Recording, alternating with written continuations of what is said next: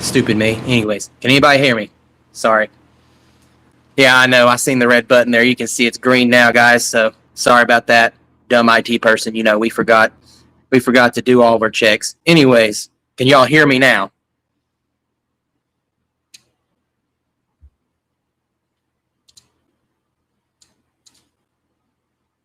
Good to go. Thank you, Jason. Happy Thursday, guys. So, been a great week. Well, except for the rain. I mean, we had so much rain, I thought I was going to have to build an ark and, get to work. I had to build an ark to get to work. But anyways, guys, I mowed the Amazon jungle today. Took me 2 hours to mow and got done literally about 30 minutes before we started here, and took a quick shower, came out here and got started with you adventurers. But guys, tonight we should consider ourselves really, really lucky. We have an OG hammocker, Mr. Fancey himself, and we're going to bring him on, Mr. Richard Nance. We're going to bring him on, let him introduce himself and tell him where he's from, anything about himself, and we'll get things started. What y'all say? Let's get it rolling. Hey guys, how's it going today? I'm so glad to be here, and thank you Woodall for inviting me over. I'm Fancy Nancy. That's 2 E's because I'm more DreamWorks than Disney, in the heart of North Carolina, Lexington, North Carolina. Okay, man, you can hear me, right? I can hear you now. We're good. Good to go. Yes. You said Lexington, North Carolina, huh? That's correct. Must be the second best Lexington. Sorry, had to.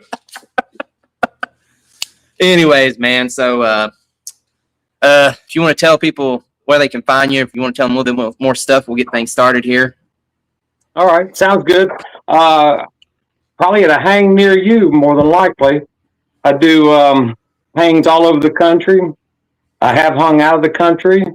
I would love to have gone to California for California Hang Con, but I have a scheduling conflict. But I will be at Michigan this year again. So I'm on YouTube, but I don't put anything but just post. I haven't got the Woodall statue yet. I ain't nothing, man. I just like showing people what fun it is to get outside. So that's all I do. So, man, the name. I want to know how you got the name Fancy Nancy. I'm sure it has something to do with your last name, but I want to know what you did to get that. So Fancy Nancy came from, I've been told a lot that I have very fancy hammock camping gear. And so we were at HangCon, and Phoenix and Skunk Ape dubbed me Fancy Nancy. I said, well, if you write it on the ticket, I will put it on my chest. So I was Fancy Nancy from HangCon. I think Cackles had a little bit to do with that too. So that's where that originated. So it does as a parody off of my last name, Nance. So Fancy Nancy kind of stuck. So how many hang cons ago was that, if you don't mind me asking? 4 hang cons ago, I believe. Did you go to the original hang con? I just want to know. I mean, I know you've been. I did not go to the original. Unfortunately, I was not into the hammock camping world when it very first started. I think probably 14 years ago, give or take. I was going to say, I know you've been out and about quite a bit. You get, like I said, I think you're probably the only person that gets out and does hangs more than I do. Gets out more and about. I want to know, what's the most hangs that you've done in a year? Well, that's a very good question. So probably last year I went 8 hangs in 9 weekends. So if I had to put all those together, I probably went to 15 hangs last year. That's probably pretty good hard number. 15 would be a really good guess. 15. And I thought I was doing a lot by getting about 5 or 6 of them. That's more than one a month. Yeah, well, that's true. There were some back-to-backs. I think there were, well, like I say, there was 8 pretty much straight in a row in 9 weeks, anywhere from Maine to Michigan. HangCon, of course, was in that last year. I was in South Carolina several times, North Carolina hangs. I feel like I'm missing one important one somewhere along the line, but I'm sure I'll come back up here as time progresses throughout the evening. So, hangs, man. What got you into the hammock hangs, the hammock world? What got you into hammock camping first? Let's start there. That's an unusual story. Everybody has one. So I have a friend that we had never really camped together, and he had some property here locally. And he says, "Hey," he says, "you want to go camping?" I was like, "Yeah, sure, that sounds great." He says, "Well, I camp in a hammock." I was like, "A hammock?" I said, "How do you sleep in that?" He says, "Easy, just go start off because we don't know if you're gonna like it." He didn't have an extra hammock. Just go buy the cheapest one you could find and get a tarp.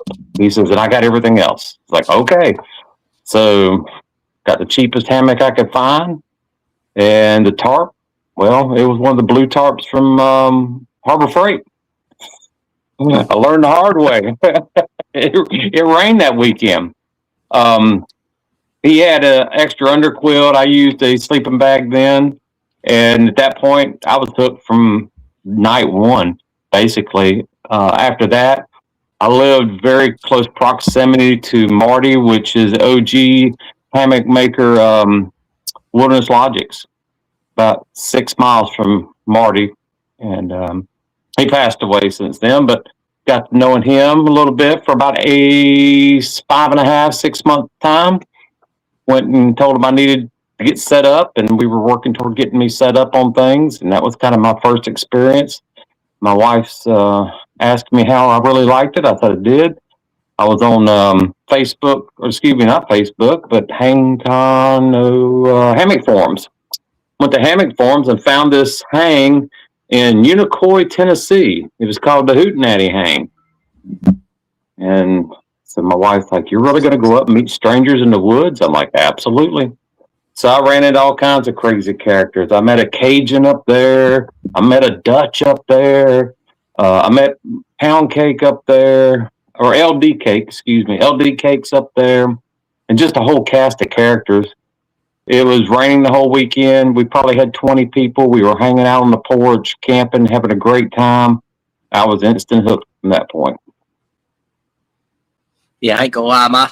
My first hang was actually HangCon, and after that, I didn't even know what the heck a hammock hang really was. I mean, I kind of knew what a meetup was. I didn't really know what a hammock hang was per se. As we have a creator meetup every year in the Gorge in October, so that right there is about the only thing that I'd experienced close to hammock hang. But after HangCon, and then of course Who Hang that I went to that July. After both of those, I mean, after I'm just gonna say after HangCon, I was hooked, and then it was like, you mean we just can hang out and not have to walk 20 miles? It's a little addicting, I think. Yes, and the food, man. Oh, everybody cooks there, and even if they provide food, everybody's still cooking, and you can just walk around. And I think at HangCon, I walked before even dinner. I got like 3 dinners before dinner. That's about right. That is one thing about our hammock community. We do share the love through food. Most of us do, and we do enjoy doing that part. So nobody can be a stranger if you got food around. Yeah, every time I see you, you're on the grill. Sometime you're on the grill usually, man. You're manning doing something. I see you cooking a lot of breakfast usually. I do. I try to help out. You know, we do midnight bacon a lot of times. I help out with Walhalla Hammocks, Jason Flowers. Woo, that's my boy. We do midnight bacon when we're camping. So I'm usually burning up the grill, one of the bacon hose. And if I'm at a hang, I usually the first one to step up and say, "Where you want? If you need some help in the kitchen, I'm there." So I'm usually helping in the kitchen from Maha to Michiligan and anywhere in between. If kitchen help's needed, I'm usually right there at it. Yeah, we got Mr. Mike in the comments here talking 3 dinners and an hour-long shower. He's talking crap. I think the first time I met Mike was he about opened the door on me as I was trying to get changed. He was trying to open the door. Let's just say I was holding the knob to keep him from unlocking it and opening it. But apparently someone had went through all the showers at HangCon and locked them, and he was getting them all open and unlocked, and he about got a view he didn't want to have. But hour-long shower, man, that's the way to do it. I mean, I'm not going to tell. I'm just going to tell you. You go when everybody's asleep, or when everybody's or when everybody's busy, and you get the best showers. I mean, you get an hour long of nothing but the hottest water you want. Absolutely. I think my last shower hang con night was Saturday night. I was leaving early in the morning. I think I was in the shower at 1 a.m. Hell, it felt great. Mm-hmm. Yeah, I'm usually the one that gets up early. I don't know. I don't know why I'm always the early riser when it comes to camping. But I guess it's because I'm always the one that's cooking breakfast and stuff too. Yeah, early's better. I do tend to have a tendency to stay up a little later, but most of the time I go to bed a little early and get up early to help out and start the day with some good coffee and kind of go see how it wanders from there. Yeah. So hangs, man. Besides your bigger hangs, what is the most unique fun hang that you've experienced in the years that you've done hanging? Oh, wow. Hang time's always up there, I say, but I'll say that the Lobster and Lighthouse hang up in Maine this past year was probably my most unique hang, and it was on my bucket list. I wanted to make sure I took care of a bucket list hang. And, if you don't live in Maine, the Mainers will get this if they're listening.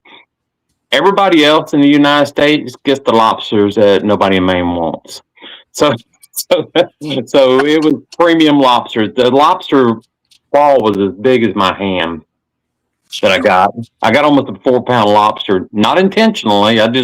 You pull them out of a pond or a tank, and I was like, well, I'll just take that one. And, the water makes things look smaller or bigger, however that works. And it wound up being 3.8 pounds. I was like, well, all you eat anyway is the tail and the claws. But I found out you eat everything else in it too. But it was really good. That was a very unusual. We also went and saw Lighthouse. They're a lot shorter in Maine than they are on the east coast of North Carolina, South Carolina.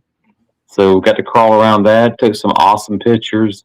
So that was a very unusual hang. If I had to say most unusual, that's probably the most unusual hang, just because random strangers. I had never met any of them. There were 14 of us there.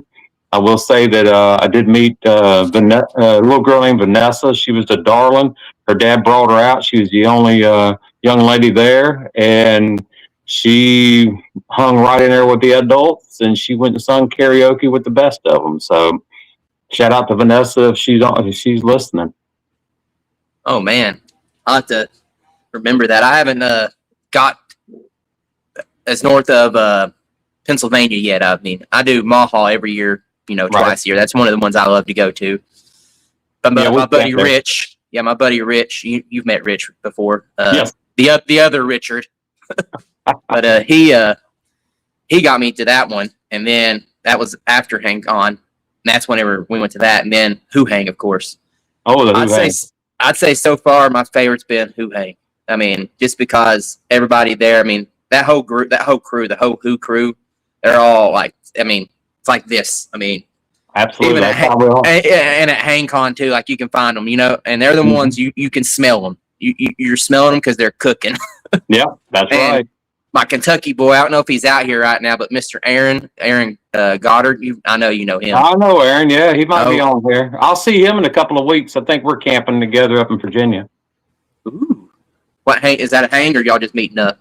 It's the Virginia hang. It's kind of it's a hang that is Cackle's family farm, and she did an invite for several people, and it's supposed to be a good time. First time we've hung there. It sounds like a good time there, man. But yeah, that boy, I mean, I'm just going to say he's kind of like us Kentucky boys. We kind of know how, well, I'm going to say Southern boys in general. We just know how to throw down, and people ask you how you made it. You can't really tell them because you just made it with love. You seasoned to taste. You don't, and if it don't taste right, you keep seasoning. That's right. Yeah, I camped with Aaron and his wife probably 2 months ago, give or take, on up here in North Carolina, close to the gorge.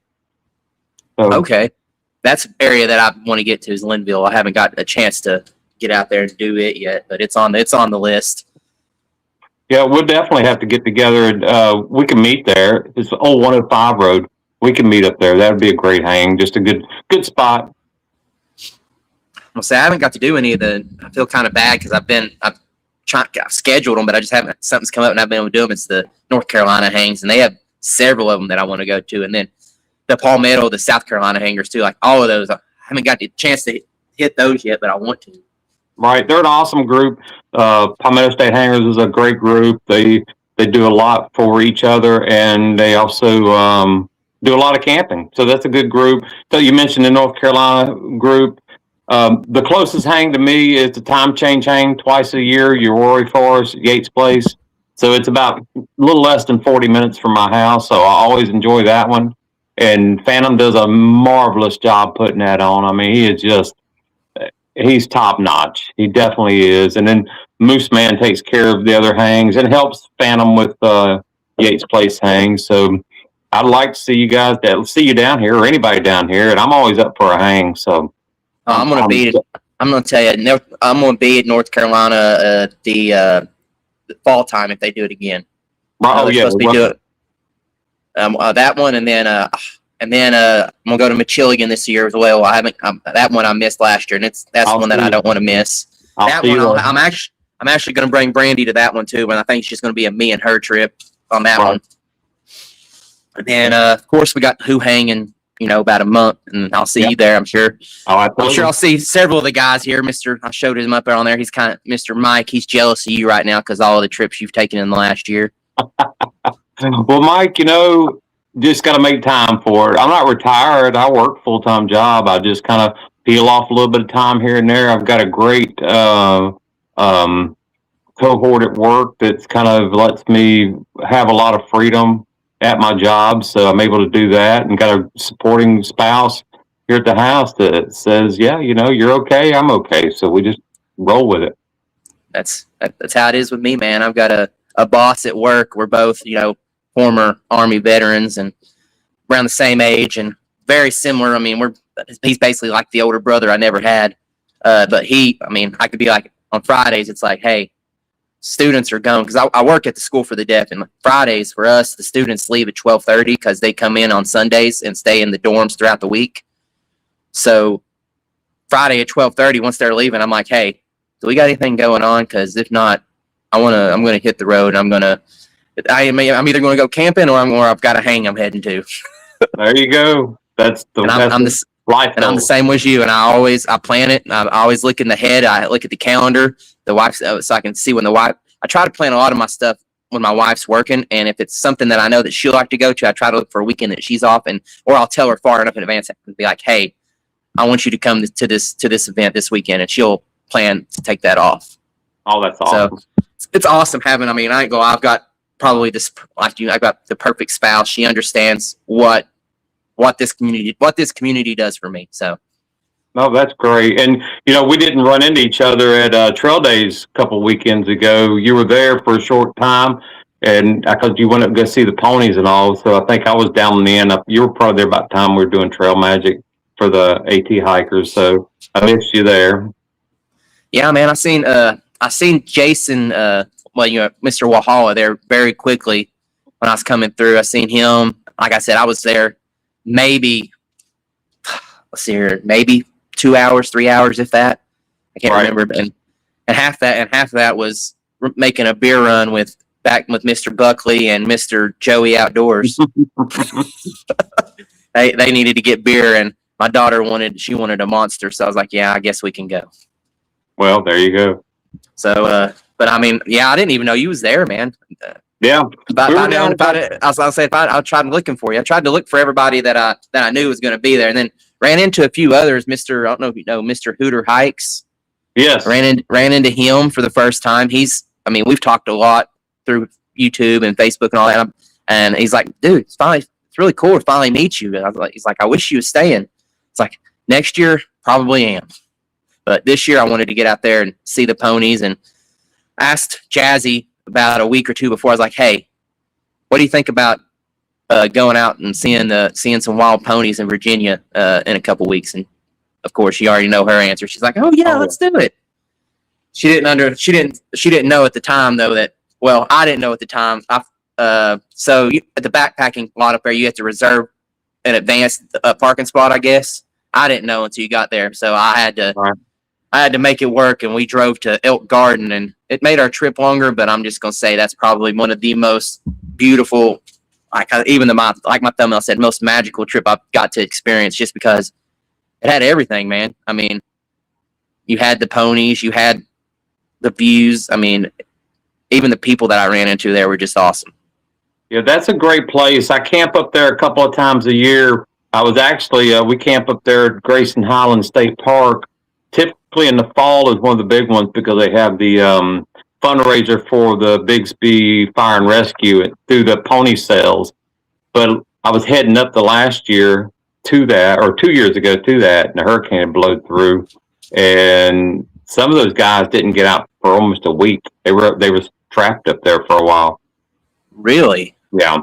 So the ranger called me because I was trying to just, hey, tell me what's going on, if it's good.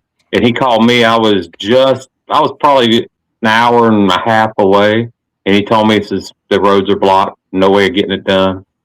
So, is this the same hurricane that tore up the AT, that tore up like the foothills area and the AT and all that? Oh, yes. Started with the D, wasn't it? It started with the D, I think. I can't remember. It was Helena. Yeah. Helene. Yeah, Hurricane Helene. I remember that. Yeah. But so I mean that's a beautiful area up that way, and you're right. It's just to see the ponies in their natural. It's definitely a sight to behold. It's like my mom, when I told her that I was going to see wild ponies, like she'd never even heard of it. Like so many people that I've met that didn't even know. Like I'm like, well, you want to know because it's just. I mean, I told her I was like, you can literally drive to Elk Garden and walk across the road and you'll see them. Right. Like you ain't got to walk 17 miles like I did, like we did, but you can. I mean, it wasn't supposed to be 17 miles, but just kind of ended up being that way. And of course, Jazzy, that's her biggest trip so far, and I got to give it to her. She's a trooper, and I always tell her this. I'm like, you backpack better than most men that I've met. And you're a 12-year-old. You're a 12-year-old girl. There you go. Okay, man. So we'll switch up things here for a little bit. Gear. You said that you got your name from the gear. So what was this? What was the fancy gear that got you your name to start with? So, I don't ever really consider it fancy. I guess maybe cutting it. I guess maybe sometimes I'm the first one to get something, or maybe I'm just the first one to kind of like, oh, well, let's try this and see what this is. So, I mean, I do. So you're a gear junkie. Yeah, to an extent. Yeah, I would say that. My wife would definitely say that. When it comes to hammocks. Oh, yeah, when it comes to hammocks. One of my favorite pieces of gear, I don't know if you guys can see it or not, we'll go right to the right camera. It's one of the, it's a UCO candle. This one happens to be one of the REI ones. This is a brass one, so this is the one I carry with me all the time. But it's the little, takes a candle, light it up. It just gives a little bit of ambiance while you're hanging out with your friend or with your hammock, maybe reading a book or something like that. It's great. Just gives off just enough light, especially in the middle of the night. You're like, wow, this does put off a lot of light. So that's one of my favorite pieces of equipment that I do. And then, I always got the bags, repping Jason at Walhalla, got the bags. And ooh, you got a pretty AT bag there. That's a pretty AT bag. I got another AT bag here. Oh, look at that one. That's the green AT, and then I get they pack. So you put another one inside of this, and from that I've tried different kinds of stoves. I've always had some kind of new stove I was always tinkering with, and new quilt or new this or new that, and it was just that's where everybody's you got some fancy stuff there. Well, just happened to be that was it. I just had a lot of stuff, and everybody said it was fancy. So that's where it came from. But after a while, you settle out and you kind of find your own groove about what works for you individually. And I got away from pretty much all the no shade, but a lot of the jet boil type stoves and stuff. So I use a Vargo with MSR pocket rocket under it. It all seals up, and I learned that the hard way when I flew back from Maine. I accidentally put my coffee kit back together, and I'd bought a gas canister while I was in Maine, and I threw it in, and it was in my pack, and I was on the getting ready to get on the plane. They're calling my name, and had to talk to TSA, and had to talk to a rep, and then a week later, I get a Homeland Security letter saying, well, we're just choose not to fine you this time, but give you a warning. So that's why I changed all that up. Wow. Yeah, I'm not gonna lie. I started with the JetBull as well, and it didn't last very long. I found out pretty quickly it was just way too bulky for what I wanted to have, what I wanted to do. You already know what type of person I am. I like to have everything nice, and you know, as Buckley, he's in the comments there. He's like, "You're the only person I know who can fit a whole weekend setup in a 24-liter pack." Well, there you go. There you go. But I mean, I just, like I said, like you said, I figured out what I like to use, and if I can fit my chair and my table in it, and my hammock, I'm good. Yep. Well, that's the thing. I mean, you got to be somewhat comfortable. I mean, you can sit on the ground, but I mean, a chair is nice to have a chair. You know, you could have everything you could ever plan, but eventually you wind up breaking stuff out. Well, I haven't used this the last 3 times I've been camping. Let's take this out of the bag. I haven't used this in a year. Let's take this out of the bag. So you wind up finding your own little niche of stuff that you constantly use, and it kind of reduces itself down. And then you either be a gear hoarder where it fits there, or you go to HangCon and you sell a bunch of stuff at HangCon for a third of what you paid for it, and go find some other gear to buy. That's usually what I do. I see something and I like it. I'm like, I like that. Then I get it, and it sits in the box or sits somewhere, gathers dust. And I'm like, I like that at the time, but I'm really never going to use it. Right? No, that's true. You know, one of my other favorite pieces of gear, and it works for me well, is I had the OG Cricket from Yobo Gear, and it's been to a couple of different countries. I take it out, but the thing I liked about it is that you can set it up anywhere. So maybe I don't see convenient trees that I want to hang out at, or maybe I don't want to go that far back in the woods. I'll just stay right here. I set it up. I now have the Cricket 2.0, so that's going to be in my. You got the UL? No, I didn't get the UL. I was going to, but I think that the biggest thing that I liked about the standard Cricket 2.0 is the fact you can put a 13-foot tarp on it. So now that allows me to use my winter tarp that Jason had made for me, and I'm able to kind of encompass everything this winter. I haven't put it on yet, but I did kind of measure it out, and it'll work. It'll work just fine. So I think that's the biggest upside for me personally of that. I'm a big fan of all the Yobo stuff, but the Crickets are they're a work of art. They're the 8th wonder of the world. Yeah, I'm not gonna lie. I went to Spring Maha before Who Hang, and that's when I decided that I was not going to any more hangs without a hammock stand. Got home, ordered one the next day, and had it for Who Hang, and it's probably one of the best investments that I've made because it definitely gets its use. Absolutely. So was that when it was still over to State Park, or was that the new site? That was the last one at Caledonia. Okay, yeah. So it fills up quick, and that was one of the reasons that Dutch and them moved it to the other side, because we overrun that park. I mean, there was a lot of people in there that last year. It was like, wow. Yeah, when I was there, it actually there was quite a bit there, and then there wasn't as much back when they switched the area. And then this last one that I went to, this last mall hall, was they're starting to get a lot more of the people back, it looked like. Right. I think as they clean that area up more up there and make it more helpful for people, I think that if they built more sites around there and put more like fire pits or something where you don't have like the one fire pit, so you have your different areas, which I mean, right. I've seen several people brought their solo, like we brought a solo stove, and I ain't gonna lie, when we go make our own little compound over there. Me and Rich, we both have a stand, and then all the other guys. So I'll put my stand this way, Rich will put it, and then we have them all around us. We have like our own little compound back there on the creek. Yeah. So I see Steve from Hang Tights here. Mr. Hazel, Mr. Cozy himself. There we go. I seen him at Maha. I don't think, was you at Maha? I wasn't.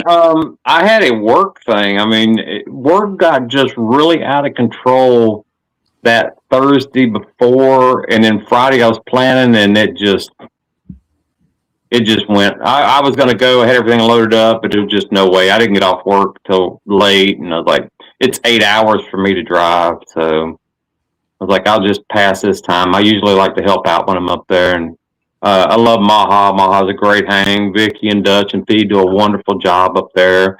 You know, they truly give back to the community when it comes to that.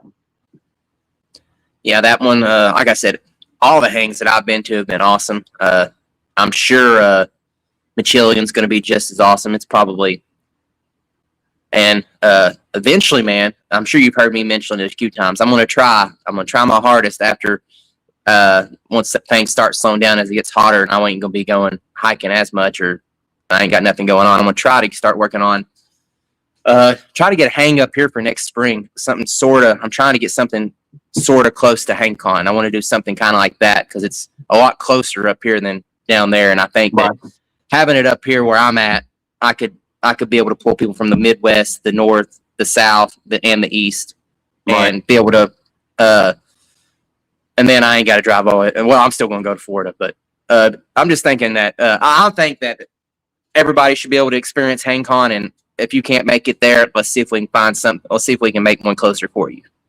There you go. That's good. Or you can make your own mini HangCon.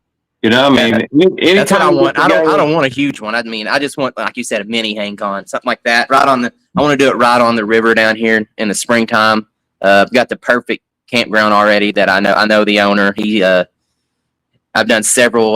Been to several kayak camping events that I've done there.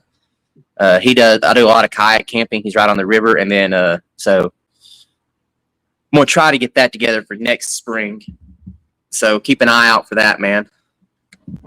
So we got a ground dweller here, I see. Which, you know what, we love ground dwellers too. We'll eventually get them to the right side of the world. Mr. Robbie, the ground dweller, buddy. I done told you. Get down here to Kentucky this summer or sometime. I'll take you out to the gorge. I've got 5 setups, backpack and all. So I mean, you could just show up and I got everything for you. I mean, show up. I've got the hammock. You ain't got to worry about it. I've got the top quilt and under quilt, and just bring your food bag and that's it, and you'll be good to go. So there is a theory that I don't know if it's been proven yet, and Phoenix said he might try to prove it, that you can show up a hang with nothing and you'd be comfortable, be fed, you'd have everything you needed. Of course you had to bring your clothes, but I mean, you could show up with nothing and you'd have people with enough stuff that they could put you in and you wouldn't have to worry about it. That's a good theory. I mean, I know that pretty much anytime I ever go anywhere, I either have an extra or something. Somebody's always going to need an extra underquilt, or I have an extra hammock, or a tarp. Something's always extra in my car, because you never know when you might have a failure, especially a tarp failure. I mean, it can happen anytime.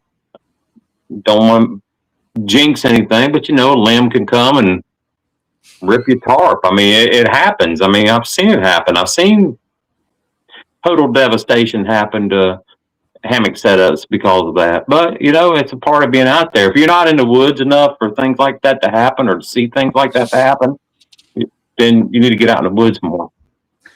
Yeah, you sitting there, a limb fall on your stuff. I was sitting there thinking, well, or a whole tree that you're trying to cut down because it's dead and you don't want it to fall on your gear, and you move your gear and you cut it down, and the tree falls on the part where you moved your gear to.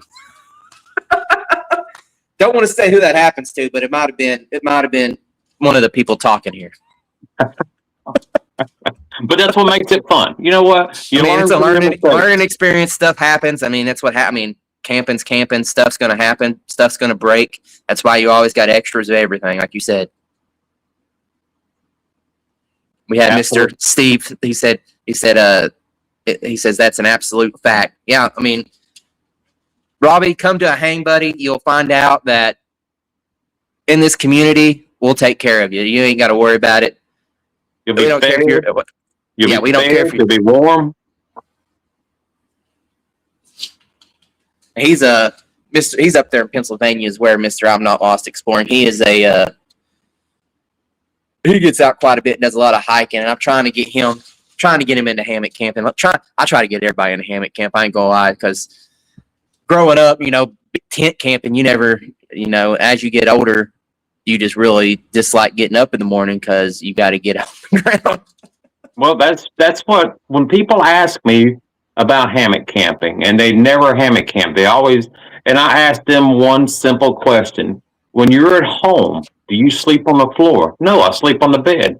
Well, do you get up off the bed or do you get out of the bed? I'll get out of the bed. Well, that's what you do with a hammock. You get out of a hammock. You don't get up off the ground.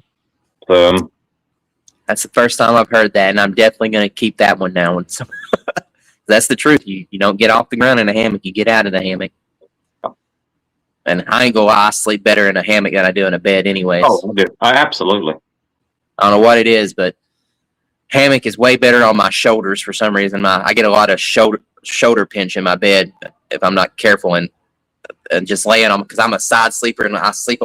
I toss and turn all night because both my shoulders they'll start hurting. Right.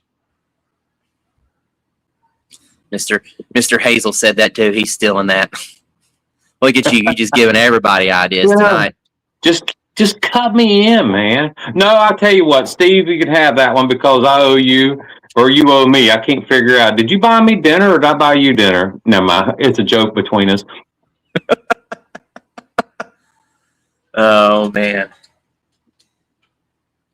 So, man, setups.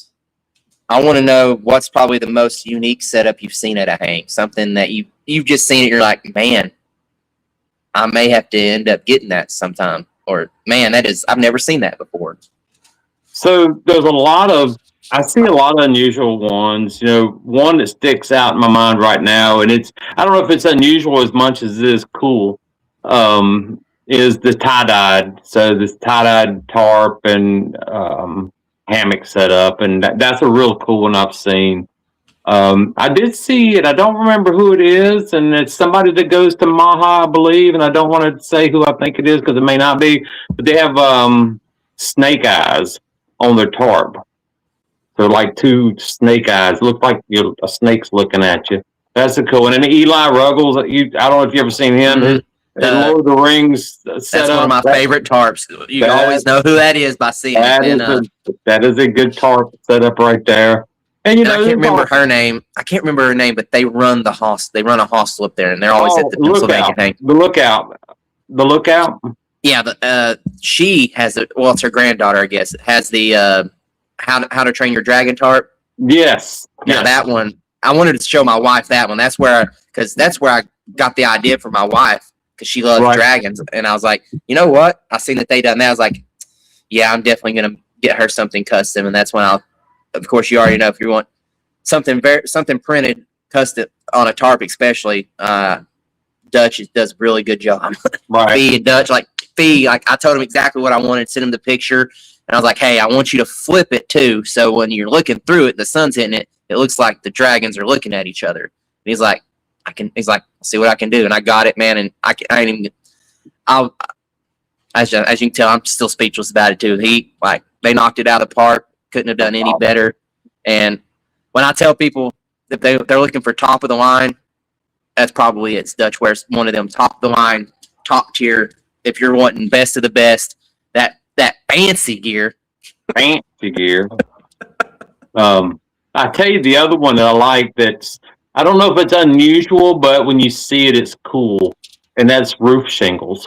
And I think Dutch's daughter has that tarp, if I'm not mistaken. I thought I saw it at Maha. I think she has it. But it just looks like roof shingles, and I think that's a cool tarp as well. Yeah, I like that. Probably one of the coolest tarps that I've seen has actually been Jason, one of his hive tarps. I'm just gonna call him Bald Jesus. Oh, Bald Jesus, yeah. I hang with Bald Jesus, yeah. Yeah, he. I don't know why I can't remember his first name if you want, Alice. I said Allison is his wife. Well, her trail name is Ariel. Ariel, okay. Yeah. So Brian is his name. Brian. There we go. Brian. Hopefully they're doing us a solid and they're listening, because I invited them over here. His tarp, man. I'm not gonna lie, I love just how big it is, how much ground it covers, and I ain't gonna lie, I'm a fan of the Starry Night, and it's one of the ones that I like. That's Ariel's. That's awesome. Hers. That's hers. Yeah, I was going to get that honorable mention. I probably just got him in trouble because that's a 3-panel tarp. That's an awesome tarp. I'm not gonna lie, like it is. That could probably be almost a 2-person tarp. Yes, and that's something that I would like to get into eventually, is an oversized tarp like that, especially one that you could. One that can fit 2 people underneath of it, but it's not too big. Right. That's right. Okay, man. So we talked about all this gear. We're talking about a lot of the cottage stuff, and I know we have the same sentiment towards cottage gear. We probably got some people out here that don't know what cottage gear is. Do you want to tell them kind of like what, in your words, what cottage gear is? So, Woodall is a big supporter with the cottage vendors as well. And he asked me a few months ago if I'd take a minute and a half and send him a video. And so I wanted to kind of, that's a great question. So for me, the cottage industry are, I want to say, the backbone of our hammock community. They are on the cusp of inventing things new or redoing things that were already there. The customer support, you're not going to find. They're first in class. The customer support is just outstanding. I mean, you got Steve's on here, so I'll mention him first. You got Steve at Hang Tight. I mean, takes care of a really good quality quilt that he's putting out there that is very well respected in the industry. And if you need something, you said typically get a hold of them real well. It's not like you got to wait, a week to hear an email back. Same thing with Dutchware. They do a phenomenal job, giving back to the community, innovative, cutting edge stuff. Jason at Wahala, like I say, he's like a brother from another mother. He is a one-man single operation. Oh, I just saw Corey's popped in. Hey, Corey. So Corey, same thing. He's a phenomenal dude, man. These guys are the backbone of our community when it comes to that, and they give back to the community. That's what I like most about the cottage vendors. They give back to the community. You look at Yobo Gear. Cal and Kristen done an amazing job with the stands. They've got a stand for every price budget. They're not just one cookie cutter thing. That's just not. It works for everyone. We've got JRB. They're the OG quilt makers. Yes. And those guys, they're constantly at the events. They're constantly supporting the community. Donating things, customer service. I'll give a shout out to Vicky at Dutch. I skipped her just a second ago, but Vicky at Dutch, she's top-notch service. I always kid Fee and Dutch that without Vicky, I don't know where they would be. Well, I know where Dutch would be. Dutch would probably be in a hammock somewhere or somewhere doing his. Vicky definitely and Fee. They keep him in line. Yeah. So when you think about the community and the love that we as a community have with each other, I think it bleeds into and it shows from the cottage vendors. I think that they believe that they're loved and they love us back. So I feel very passionate about the cottage vendor industry. And if I left anybody out, man, I am sorry. I just kind of had a whole list of everybody I was going to run through my head. But, these guys are phenomenal. They help out. They push us to do better. They push us to get the better gear. They help us solve our problems. And to stay away from the big box guys, those online, that big online store, it might be tempting to look at that stuff because it's a little less money, but the buy once, cry once. I just heard Tim say that the other day. The buy once, cry once. I mean, there's no truer statement. I know my stuff's quality, and I know that I may have, I have back. If something happens, I get something in, and something may not be right, which has never been the case. But if something's not right, then I can say, hey guys, something's not right, and they're Johnny on the spot. They're going to take care of it. Yeah, man. Exactly what you said there. They are the backbone of the entire industry. It just ain't hammock either. Like Mr. Ben from Hilltop. Oh, yeah. Yeah, I mean, all your cottage vendors, not your big, just not the stuff you're going to find in your REIs and stuff and all that. Exactly. You can find some of that stuff in REI, but like this, like who? I mean, it's like you said, it's 5 people in it. It's 5 people in a building. Maybe it might be 6. Can't remember exactly counting Ben, but I mean, making the gear. I've met every one of them. I know every I've met every. I call all of them. All of these men. Every one of them in here. Steve, Corey, all of their friends. Everyone that I've met in the cottage industry, in the backpacking cottage and the hammock cottage, they're your friends. Matt from Red Paw, and they are not about cutthroat, about try to take out the other guy out. No, they're going to help each other out. They're here to make sure that this industry continues on, and they're always trying to find things to make gear better. That's what I love. They're always trying to, they see the problems that are out there, and they're going to solve it. And I'm going to say that almost every hammock vendor that I've met, like if I tell them hey, this is something that I would love to see, they're like, oh, I might have to think about that. No, you're right. And then, I knew who it was I wanted to mention. I wanted to mention Deliberate Life, and I know maybe a lot of people haven't heard of Deliberate Life, but Solo Mission, he makes great sandals. They're phenomenal. He was at Trail Days. I met him probably 4 years ago at Trail Days. I've got a couple pairs of sandals from him.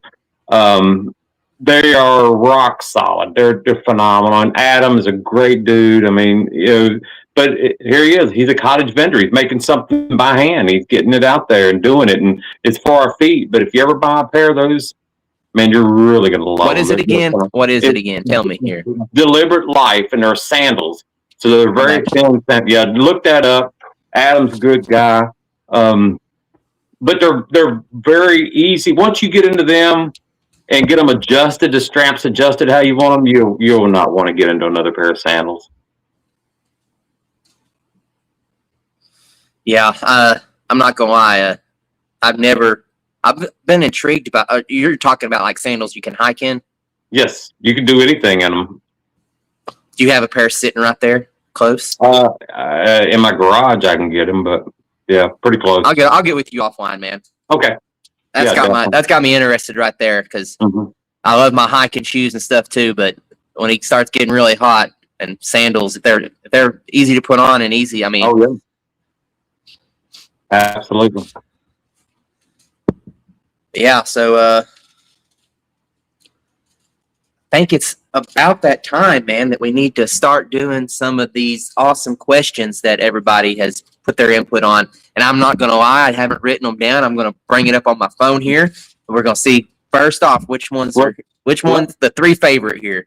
Well, all right, while you're doing that, let me just add one thing here while you're doing that. And keep talking, man. And it talks about our community, our hammock community. Everybody's needing something in their life. And if you're needing something in your life and you just hadn't found the right group, or you just hadn't found what is clicking for you, reach out to some hammock community. There's a lot of love there. I mean, there is a lot of love in our hammock community. And I didn't mention Brianna down in Louisiana. She had some, she's got a public proposal. She had double hip replacement.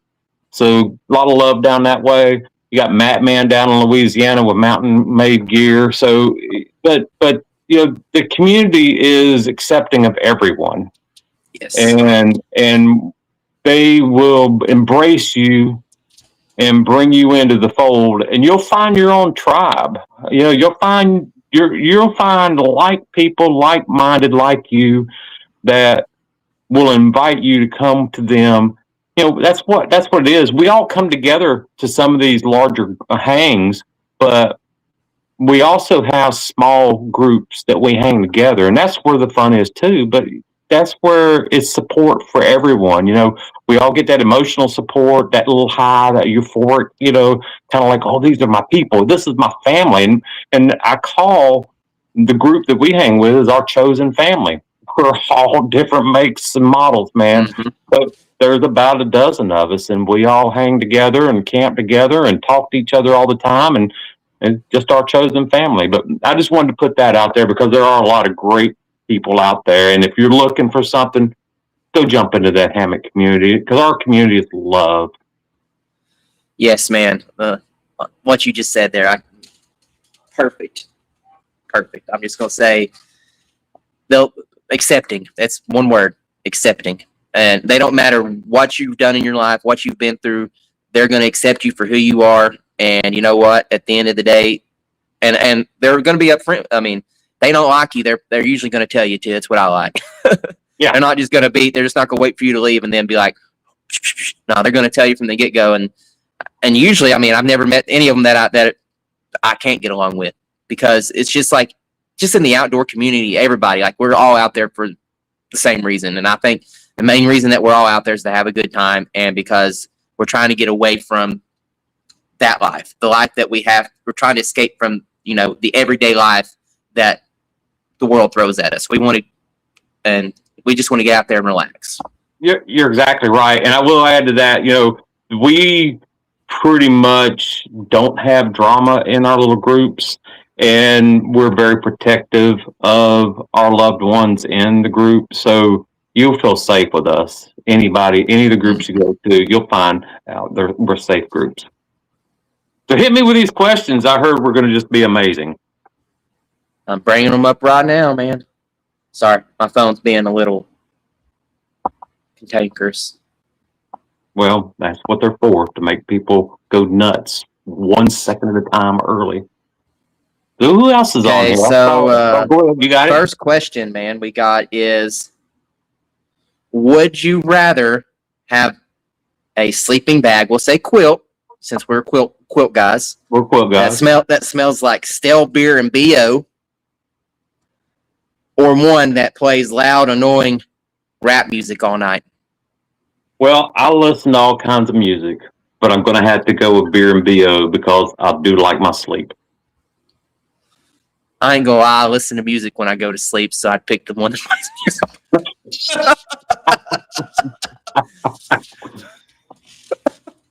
I'm that person. I'm the person that when I go to bed, I put one earbud in and turn it up as loud as I can, and I've got one out and it's on my pillow, and then basically between the two, I hear very little. Right. And I don't think she's out here, but when you got someone with you that snores a lot, it helps. Right.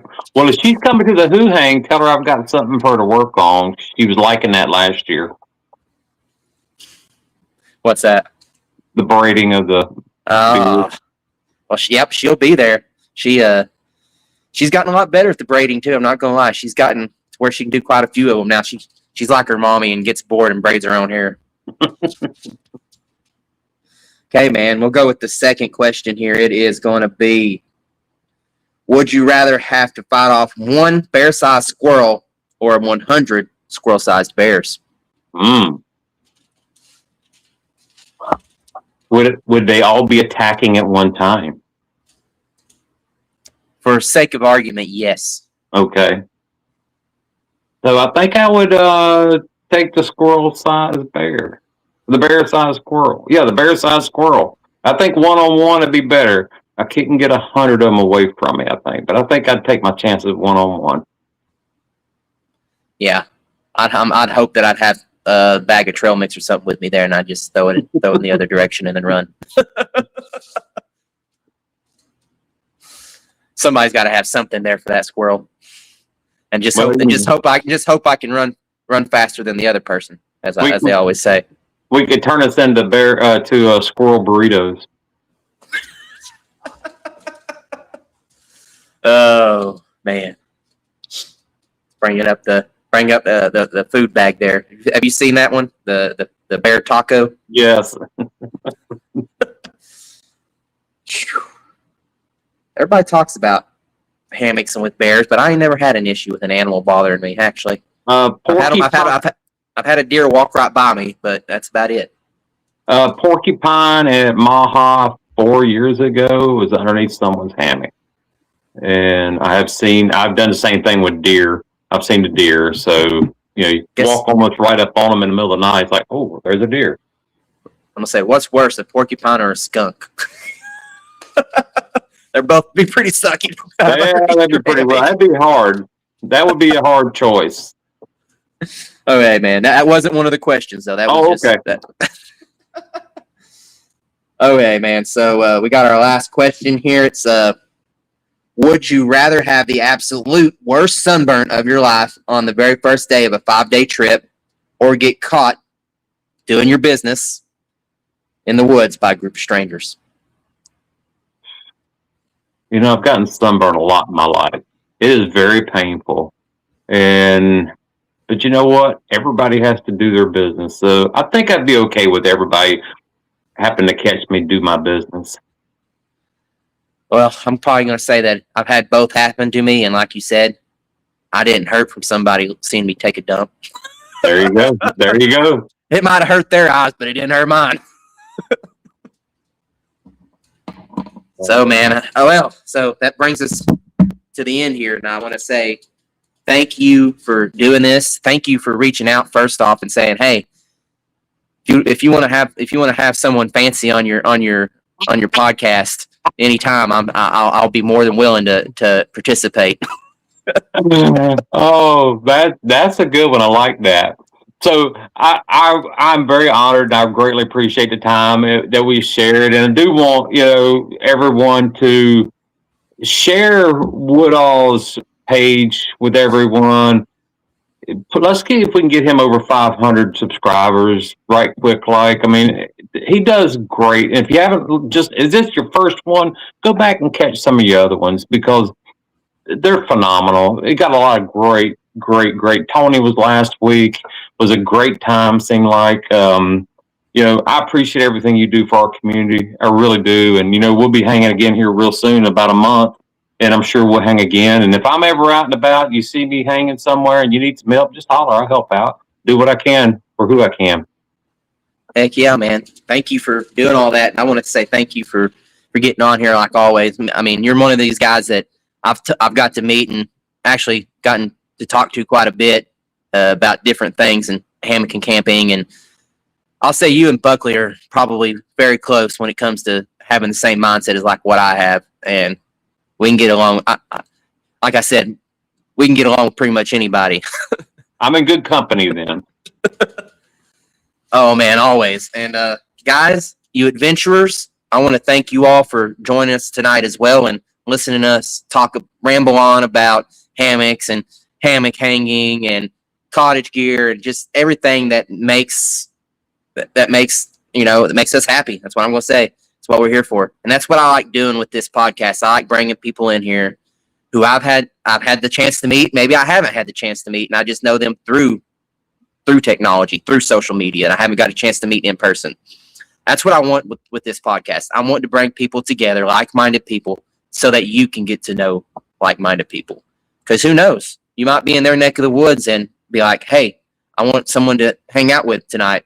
Well, guess what? You met Mr. Fancey here. If you're in North Carolina and you want to hang, I'm sure that you can get a hold of him and he could make something happen.